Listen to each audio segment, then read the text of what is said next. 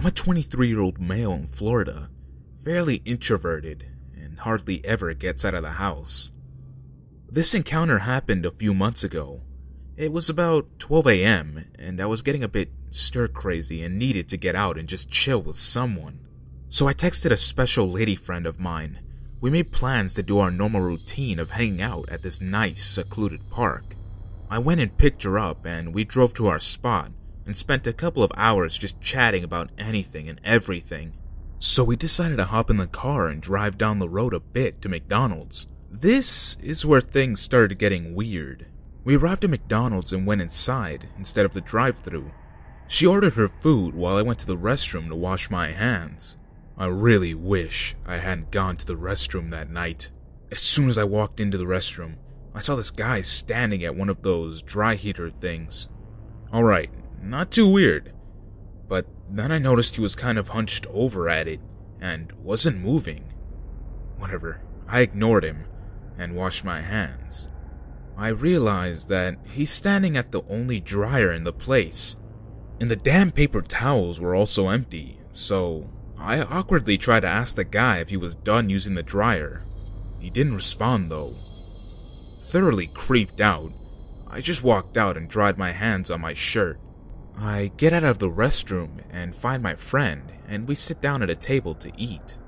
Maybe 20 minutes go by, and we're headed back out to the car and go back to our spot. But right before we left, my friend had to use the restroom, so I figured I might as well also. I mean, surely that guy has to be gone by now, right? Wrong. That guy was still standing at the dryer, mumbling something to himself now. I go into a stall and take a leak, and can hear him hitting the button on the dryer over and over again. I wash my hands again and don't even attempt to get to the dryer. But then the guy moves as I'm trying to walk past him. He steps back right into my path and just looks at me. And then I notice he's right around my age. He just stares at me and says, "Excuse me." Okay. I put my head down, quickly say "pardon me," and rush around him to get out of the bathroom. 30 seconds later, as I'm waiting for my friend to get out of the ladies' restroom, the guy walks out. He just sits down at a table near me and is just staring straight at me. My friend walks out and notices the creep just eyeballing me and jokingly says, "Make a new friend there?" I just shake my head at her and try to lead her out to the car without making it obvious I'm wanting to run away from this guy. Then he does the weirdest thing. He just starts cackling like a madman. I mean, straight up Joker laugh. I'm thinking to myself, shit, crazy druggy dude is gonna do something bad. Then all of a sudden he just stops, looks down at me and says, "Nice shoes, Osiris." Osiris is a brand of shoes, by the way. I managed to mutter, thanks? And quickly walk away out to the car. As my friend and I are getting into the car, we notice that the guy is staring at me from inside McDonald's, just straight eyeballing me, giving me the death stare. Then he stands up and starts booking it towards us. He wasn't running, but he was like speed walking. He bursts through both doors of McDonald's and starts coming right at us, and now he looks angry. I pulled out of the parking so fast. It's a damn good thing the roads were empty. Every car that we saw in the distance made me freak out, expecting it to be the weird guy following us. My friend just teased me about it the entire night, and still teases me about it to this day.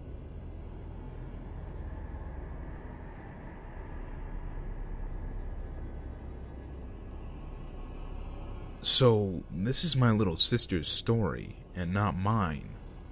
My sister's always been very tall for her age, and looks older next to her shorter friends. One time, she and her friends were out shopping, and they decided to go to McDonald's to grab some lunch. That particular branch was hosting some sort of event for the little kids to hang out with Ronald McDonald.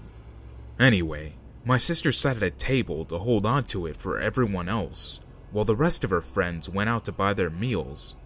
My sister was sitting there quietly when the clown himself stopped by and smiled at her. She smiled back, but left it at that. Except, he didn't move. He just stood there, looking at her until she got increasingly uncomfortable. When he finally spoke, he asked her what she was doing there and how old she was. She told him that she was 12, and he shook his head, saying that he didn't believe her. He then told her how pretty she was and touched her arm. Luckily for my sister, her friend showed up just then, and he left pretty quickly.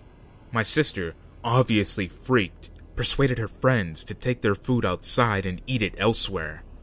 She only told my parents and I about this a few years later. This was really creepy, and what freaks me out as well is that he was around all those kids too.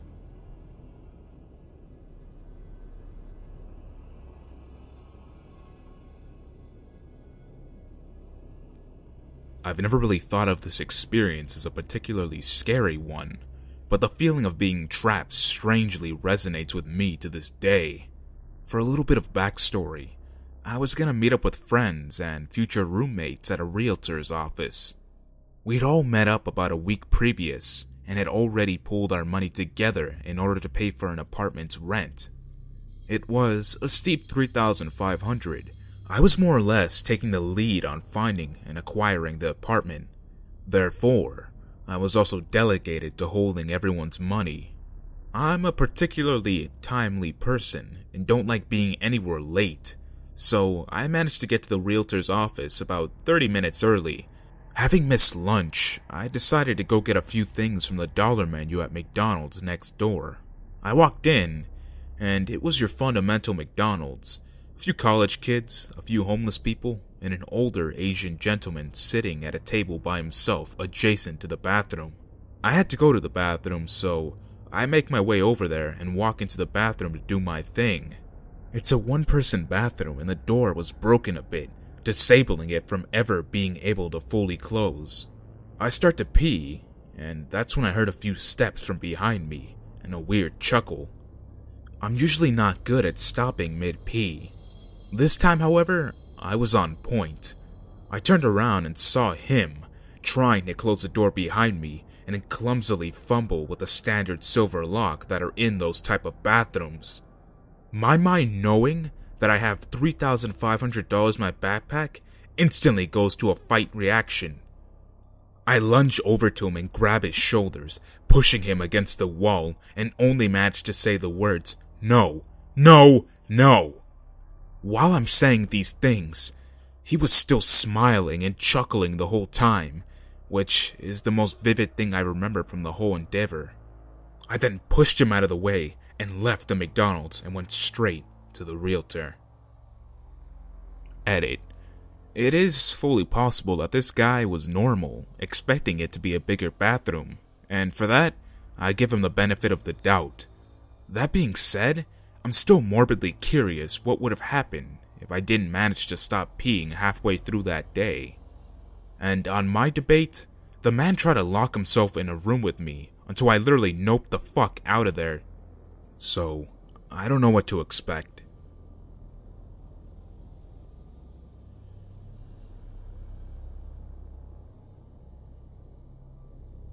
When I was growing up, my dad and I lived with my grandparents. My parents had me while they were teenagers, and my dad got full custody because he lived with my grandparents, and my mom was just living with some random friends, going from house to house every few weeks. I was the daughter my grandparents had never had, and they doted on me. When I was 6, my grandpa passed away from cancer. This story takes place about 5 months after he passed away. This was, I believe, a Saturday, and my dad was at work. My grandmother decided to take me to McDonald's for lunch, and, like any 6-year-old, I was really excited. So we go to McDonald's that's about 1.5 miles away from our house, order our lunch, and sit down at a table to eat. At the time, we were the only ones eating inside. About 10 minutes after we sit down, a scraggly looking man walked in, ordered a meal, and sat down at the table diagonally in front of us to the left.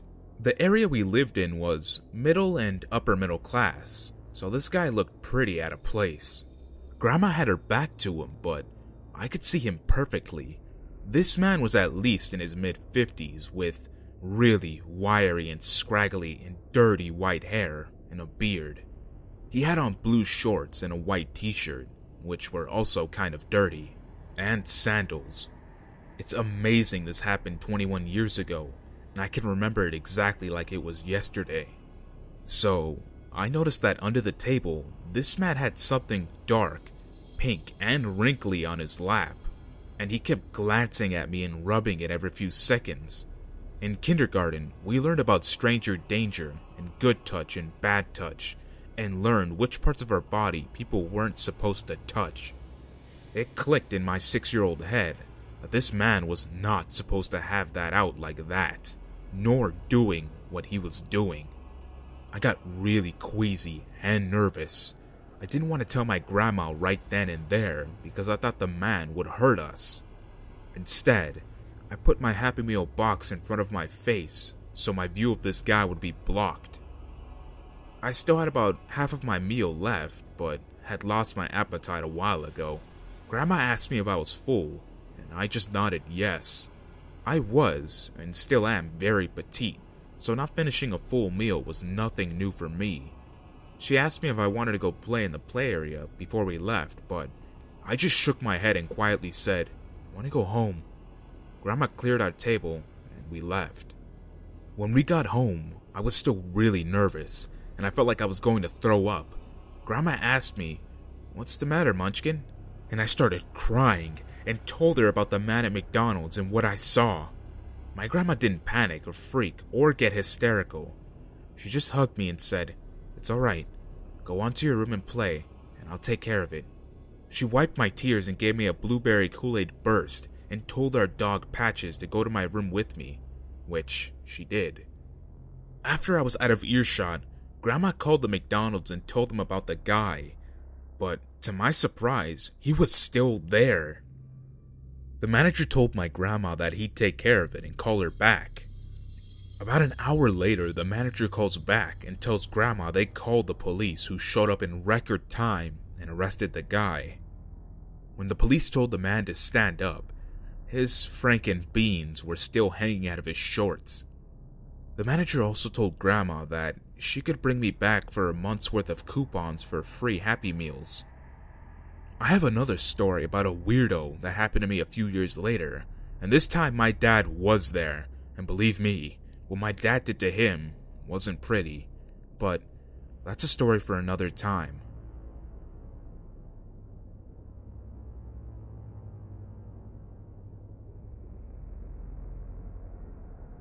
This happened in the early 90s, when I was about 8 or 9. I lived in a neighborhood within walking distance of a McDonald's, so my two friends and I would go there frequently to play in the play place. There was a man that we would see there almost every time we went. He was an older man, probably early to mid-50s. He always carried around a blue fanny pack. He kept new baseball cards in the fanny pack and would try to sell them to us and the other kids. One day we went there to play and get some ice cream cones like we always did. Of course, the guy was there, like he always was. And on this particular day, we were the only 3 kids there. We had told our parents about the man, and they told us to steer clear of him. We played around, but always stayed wary of where the man was. The play place in this particular McDonald's had an outdoor play area that was poorly visible from any of the employees. This is why it was so easy for him to creep on children. Anyway, we were playing around like usual when the man approached us asking if we wanted to buy any baseball cards. We all said no, claiming that we didn't even have any money. He told us that because we were special little ones, he would give us the cards for free. We still said no, but he was relentless. Red flags started going off in my head as soon as he crossed the little half wall separating the play area from the sidewalk. I'll never forget the look he had on his face. It was a look of intent. He came closer to us until he was within arm's reach. He asked us if we wanted to see any of his baseball cards, saying that he had special cards that no one had ever seen before. We started to get really scared, so we turned to leave the play area, and he grabbed my friend's hand and tried to yank it towards him. My friend managed to break free, and we bolted back to our neighborhood. We immediately told our parents, and we were no longer allowed to visit that McDonald's anymore. A few months later, that guy was busted for kidnapping and molesting a little girl.